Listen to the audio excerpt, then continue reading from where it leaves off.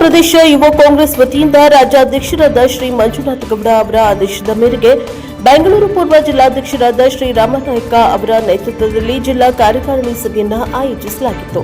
ಈ ಸಭೆಯಲ್ಲಿ ನಮ್ಮ ನೆಚ್ಚಿನ ನಾಯಕರಾದ ರಾಹುಲ್ ಗಾಂಧಿ ಅವರ ಜನ್ಮದಿನದ ಕಾರ್ಯಕ್ರಮಗಳ ಬಗ್ಗೆ ಹಾಗೂ ನೂತನ ಕೆಪಿಸಿಸಿ ಅಧ್ಯಕ್ಷರಾದ ಶ್ರೀ ಬಿಕೆ ಹರಿಪ್ರಸಾದ್ ಅವರ ಪದಗ್ರಹಣ ಕಾರ್ಯಕ್ರಮದ ಕುರಿತು ಚರ್ಚಿಸಲಾಯಿತು.